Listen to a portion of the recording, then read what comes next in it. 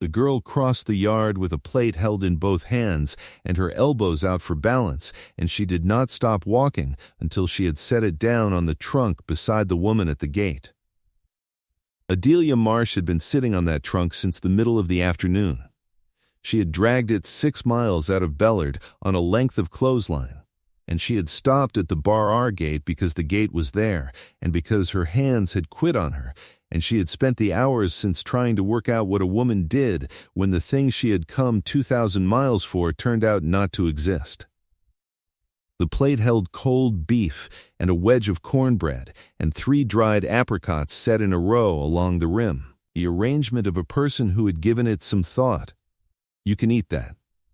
The girl stepped back and folded her hands in front of her. "I already had mine." She was 7 years old, or near it, with her hair braided by somebody who had learned braiding out of necessity rather than practice. Della picked up the cornbread because refusing it would have been a strange thing to do to a child. "Thank you." "Papa says the hotel burned in April." "It did. Then you came a long way for nothing." The girl considered this. "That's what he said. He didn't say it mean." Della finished the cornbread. Behind the girl, out past the house, a man came around the corner of the barn with a lead rope over his shoulder and stopped when he saw the 2 of them at the gate. He stood there and took in the trunk and the rope and the plate, and he did not hurry, and he did not turn back toward the barn either. "Winnie," his voice carried across the yard without being raised. "Come here to me." The girl did not move. "He's not going to send you off," she told Della. "Not tonight, anyhow. It's coming on dark." Then she turned and walked back to her father, unhurried, taking her time about it the way children do when they have decided something and are giving the adults a chance to catch up. His name was Emmett Rusk, and he owned 1,200 acres of the Powder River country, and by the fall of 1884, he owned it the way a man owns a coat he has already sold and has not yet handed over. He said all of it plain, standing at the gate with the lead rope still on his shoulder. The bank in Cheyenne held paper on the Bar R. 2 bad winters and a market that had gone soft under him had taken the cushion out of the operation, and what was left of it was 6 hired men, 400 head, a note coming due in March, and a house he had not been able to keep the dust out of since his wife died. So I'll tell you the truth of it. He finished. There's a room off the kitchen with a stove in it. There's food. There is no money in this place until I sell in the spring, and if I don't sell right, there won't be any then. I won't hire you into that. Della stood up off the trunk. Her legs took a second to remember what they were for. "Who's been cooking?" He did not answer that immediately. "The men take turns. Halloran does beans. Doyle does beans. Pike burned the kitchen curtain in July, and we took the curtains down. And your daughter?" "Winnie does what she can reach." The wind came up off the flat and moved through the yard and pulled at the corner of her shawl. Della looked past him at the house, at the light in one window and the dark in the rest of them, and at the long, low bunkhouse beyond it, with the door propped open and nobody bothering to close it. "I'll cook." "I've just told you I can't pay you. You told me." "I heard it." She bent and picked up the clothesline. "I have $11, miss. Rusk, and a trunk, and no position, and the stage back east goes on Thursdays and costs more than $11. So I am going to be somewhere this winter, and it may as well be somewhere I'm useful." He watched her wind the rope around her hand. Spring, he shifted the rope on his shoulder. "I'll square it in the spring. That's fine. I'm telling you it might not be fine." "I heard that too." He took the other handle of the trunk without asking and lifted his end, and they carried it up the yard together in the last of the light, and neither of them said anything else about wages, then or for a good while after. The kitchen was worse than she had expected, and better than it might have been. Somebody had kept it clean in the way men keep a thing clean, which is to say the surfaces were wiped and the corners had been left alone since Sarah Rusk went into the ground 2 years back. There was a good range. There was a scrub table long enough to seat 9. There was a shelf above the washstand with a row of hooks under it, and every hook was empty but one. Winnie was in the doorway in her nightdress, watching her look at it. That was Mama's cup. Then she went to bed. Della cooked her first breakfast at 4 the next morning and set it out on the long table at 5:30, and the 6 men of the Bar R came in and stopped just inside the door the way men do when the room they are standing in has changed shape overnight. Halloran was the oldest, gray at the temples and careful of his back. Amos Doyle was built like a door and spoke about once a day. Cass Bright had a laugh that carried to the corrals. Tobias Reed read a Bible on Sundays and a mail-order catalog the rest of the week. Nemesio Vargas handled the remuda and said more to the horses than to anybody. Pike was 19 and had not yet grown into his hands. They ate that first morning almost without speaking. Then Halloran set down his fork and looked at the platter and back at his plate. "Ma'am, I'd like to go on record that I never want to see another bean." Cass Bright laughed so hard he had to put his head down on the table.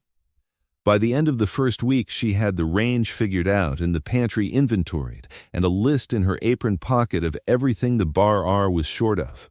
By the end of the second she had learned that Pike would eat anything set in front of him and would not ask for more, and had begun putting more on his plate before he sat down.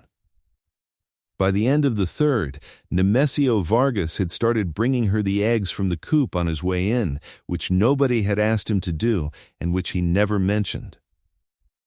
Winnie followed her. Not underfoot exactly. The girl had her own reasons for being in a room and would not have admitted to any of them, and she turned up in the kitchen at flour time and at bread time and at the hour in the afternoon when the light came in low over the washstand and there was nothing much to do but sit. She talked while Della worked. She talked about the horses and about a hen with one eye and about the schoolteacher in Bellard who had gone back to Ohio, and she did not talk about her mother at all until the 9th day, when she said, without any lead-up to it, that Sarah Rusk had made a cake with molasses in it and nobody knew how anymore. "I might know. You couldn't. It's hers. Then I'll make a different one and we'll call it mine and you can tell me it's not as good." Winnie thought that over. All right. The cake came out on a Thursday. It was not as good. Winnie said so, at length, with her mouth full, and took a second piece. It was the following Tuesday that Della came in from the kitchen garden and found her cup on the shelf, not on the washstand where she had been leaving it. On the shelf, on the second hook, beside the one that had held Sarah Rusk's cup for as long as there had been a house. Somebody had gone and got the cup and put it up there and gone back out again, and there were flower prints on the edge of the shelf at the height of a 7-year-old on her toes. Emmett came in for the noon meal that day. He hung his hat and he crossed to the washstand, and he stopped with his hands in the water. He was still a while. Then he dried his hands on the towel and pulled out his chair and asked Doyle about the south fence, and he did not say one word about the shelf. That day, or any day after. Della understood that she had been asked a question and had not been asked it out loud, and she left the cup where it was. The provision bill was the first thing she fixed, and she fixed it without telling anybody she was doing it. She had gone through the ledger drawer looking for brown paper and found 4 years of accounts from the Mercantile in Bellard, and she read them the way other people read letters. The Bar R had been buying flour by the barrel at a price that made her put the paper down and pick it up again. It had been buying beef in town. A cattle operation, buying beef in town, because there was nobody in the kitchen with the time or the knowledge to break down a carcass and see it right through to the pickling crock before it spoiled. She started with the beef. She butchered the first one herself in the cold shed, with Halloran holding the lantern and asking a great many questions in the tone of a man who intends to be useful and has not yet worked out how. Nothing was wasted. The scraps went to the dogs, and the fat went to the soap crock, and the tongue went into a brine that she covered and set at the back of the shed with a stone on the lid. Then the flour. She wrote to a Mennonite mill outside Buffalo that her sister-in-law's people had used in Missouri and got a price back that was under Bellard's by a third, with freight figured in. And she brought the letter to Emmett at the corral fence rather than in the house, because a man will take a piece of business better standing up. He read it twice. This is a lot of flour. It's a year of flour. That's the whole of why it's cheap. And if I can't pay in March, then you'll owe a mill in Buffalo instead of a mercantile in Bellard, and the mill is farther away and less inclined to gossip about it. He folded the letter along the crease she had made. Send it. The garden came third, and the garden was the one that gave her trouble because it was October and the ground was going hard, and everything she knew about a kitchen garden said she was 3 months late. She put in what would take. She hilled the last of the potatoes that the previous summer had left in the ground unlifted, and she found 9 bushels of them under the weeds, and she carried them into the root cellar 4 at a time over the course of an afternoon, while Winnie counted each trip aloud from the cellar steps. In November, Emmett sat down with the mercantile account and the new figures and worked through them twice with a pencil. And then he sat back in the chair and did not do anything at all for the better part of a minute. The provision line was down by more than a third. The men were eating better than they had eaten since his wife was alive. He had not put $1 into it. He found her in the cold shed the next morning, wrapping the tongue in cloth. You've cut my provisions $212 against last year. $240. By spring. The flour hasn't landed yet. How long have you been at it? Since the first week. You didn't mention it. She set the wrapped tongue on the shelf and turned around. I wasn't sure you'd let me. That went into him somewhere and stayed. She watched it happen, and she went back to her work, and he stood in the door of the cold shed with his hat in his hand like a man who has come to say a thing and found the thing was bigger than the words he brought for it. Mrs. Marsh, Della? He turned the hat once. I'll square it in the spring. You keep saying that. I mean to keep saying it until I've done it. The trouble came from Bellard, the way trouble mostly did. The hotel had not stayed burned. A widow named Ivy Sample had bought the lot in September and put up a new frame building on the old stone footing, and by the second week of November she had a roof and a dining room and no cook. And she had heard about the woman out at the Rusk place. She said her piece in the Mercantile with 4 other women in earshot, which Della understood was not an accident. $12 a month. A room upstairs with a window.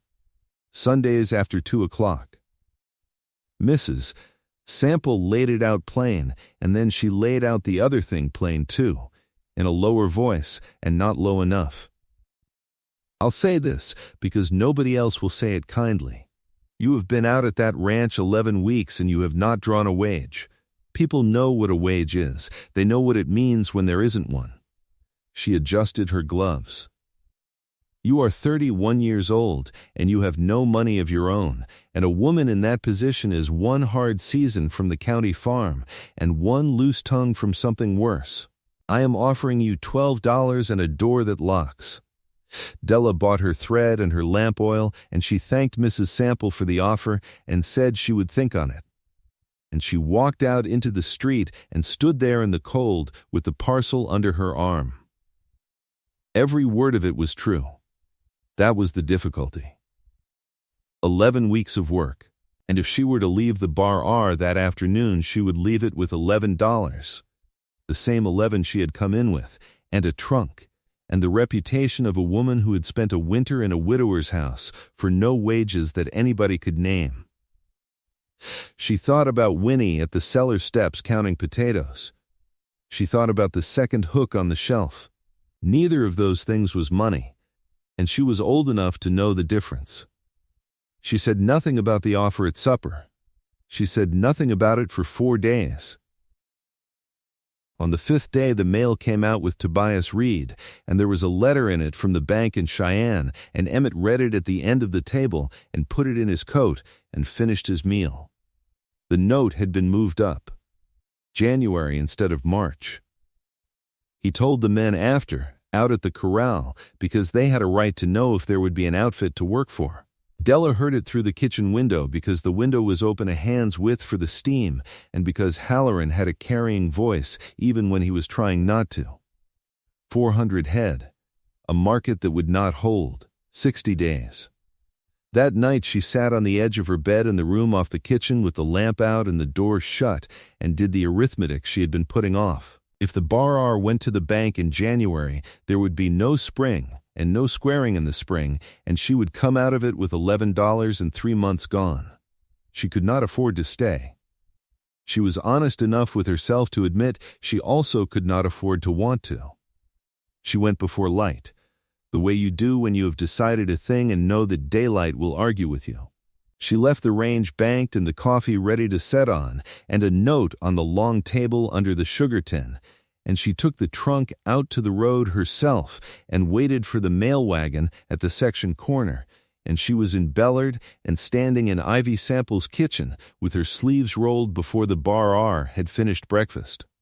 Nobody at the ranch found the note until noon. It was the bell that told them. There was a bell on a post outside the kitchen door that Sarah Rusk had put up, and Della had started ringing at 11:30, and the men had come to set their morning by it without any of them noticing that they had. At noon the bell did not ring. Pike came in first because Pike was 19 and hungry. The stove was cold. The coffee stood ready on the top of the range where it had been set out for somebody to light under it, and nobody had. Then Doyle. Then Cass Bright and Tobias Reed together, and Vargas from the corrals, and Halloran last with his hat already in his hand because he had seen the smoke that was not coming from the chimney and had worked it out on the walk up. Emmett came in and read the note standing. It said that she was grateful. It said that the flour was ordered and paid through the mill's spring account and the receipt was in the drawer, and that the potatoes would keep until March if the cellar door stayed shut, and that Winnie's shoes were a size small and had been for a month. It said she had taken a position in town. It did not say the word wages anywhere on the page, and it did not have to. He set it down on the table and put both hands on the wood. That was when Winnie came in from the yard with the ledger. It was the wage book, the long green one out of the desk in the front room, and it was too big for her, and she carried it against her chest with her chin on top of it. She put it down on the table in front of her father and turned it around so it faced him and opened it to the page. 6 names down the left side in Emmett Rusk's hand. Halloran, Doyle, Bright, Reed, Vargas, Pike. 6 figures against them, week by week, back through the fall. And under Pike, in pencil, in the square, careful letters of a child who has been taught her hand and is proud of it, an entry for every week since the 1st of September. Della, 11 of them. 11 weeks, one under the other, with the money column beside them left empty every time, because she had not known what number to write and had not been willing to leave the line out. The kitchen had 6 men in it, and none of them said anything. Emmett turned the ledger a little on the table. "How long have you been doing this?" "Since she came." Winnie's chin was up. "You put down everybody who works here." "She works here." Her voice went at the end of it, and she got it back. "I didn't know the money part." "You have to do the money part." He stood there over the page for a while. Then he closed the ledger and picked up his hat. "Halloran, take the Bellard Road. Doyle, the section corner, in case she's still sitting on that trunk. Cass, the depot. Reed, the mercantile, and then the church, and ask Mrs. Ferris. She'll know before anybody. Nemesio, the livery. He got to the door. Pike, sir, get the wagon. She'll have that trunk with her, and I'm not carrying it back 6 miles. 6 men went out of that kitchen inside of 2 minutes, and the 6 of them went down the road to Bellard in 6 directions, looking for a woman who had cooked for them for 11 weeks and had never once been paid. Tobias Reed found her on the back stoop of the Bellard house at 1:30, sitting on the step with a pan of potatoes in her lap and her hands full of peel. He did not say much. Reed never did. He went and stood in the alley with his hat on, and he waited there, in plain view, until Emmett came around the corner of the building 15 minutes later with the ledger under his arm. Della saw him and did not get up. He stopped at the bottom of the step. There was a dog barking 2 streets over and a wagon going by out on the front road, and the whole of the town was going about its afternoon, and neither one of them paid it any mind. You left the flour receipt in the drawer. It's paid for. It'll come in February. Don't let Pike sign for it. He'll take whatever they hand him. I know it.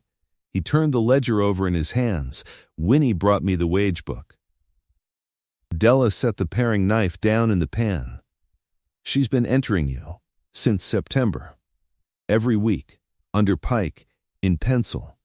11 weeks and the money column blank, because she didn't have the figure and wouldn't leave you off the page for the want of it.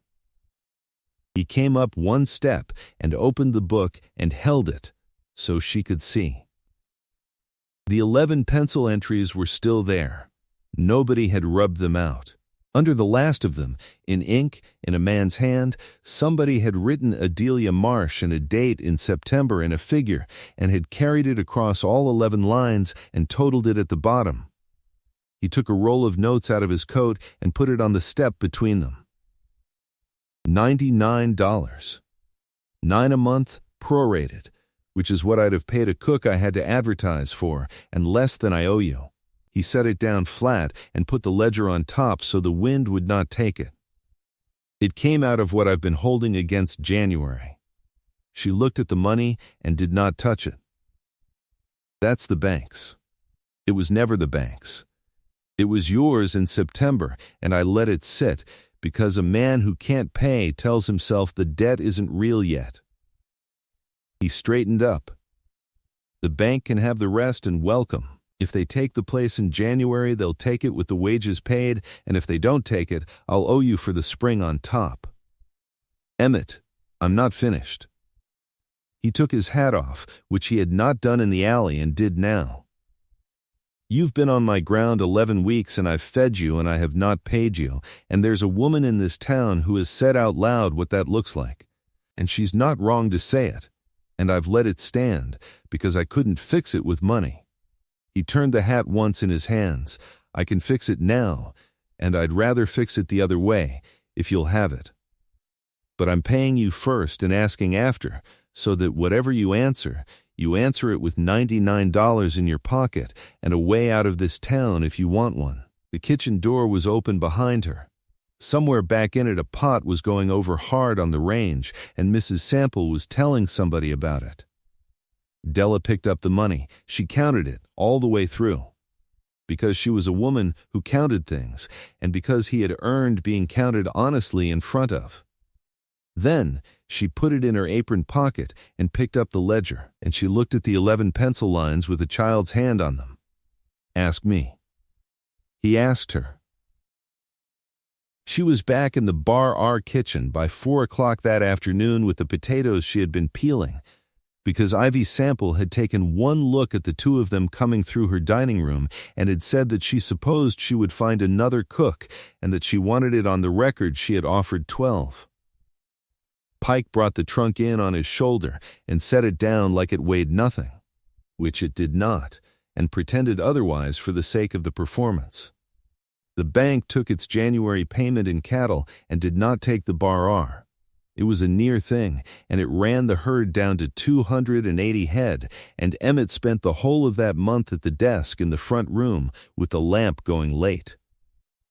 The flour came in February on a freight wagon out of Buffalo, and Pike signed for it, and it was the right flour. They were married in April by a circuit preacher on the porch of the house, with 6 hired men in clean shirts standing in the yard, and Halloran giving her away on the strength of being the oldest man present and having asked first. The wage book stayed in the desk drawer. Emmett had offered to have the pencil entries copied over into ink, and Della had told him he would do no such thing, and that was the end of it. It hangs on the wall of that kitchen now, the shelf, with 3 cups on 3 hooks under it. The one that has not been moved in years, the one that goes up after breakfast and comes down at noon, and the third, which is low enough to reach. At 11:30 the bell outside the kitchen door goes, and it goes on a slow, uneven pull, because the girl on the end of the rope is 7 years old and still going up on her toes for it, and nobody in that yard has ever once suggested that somebody taller ought to do it instead.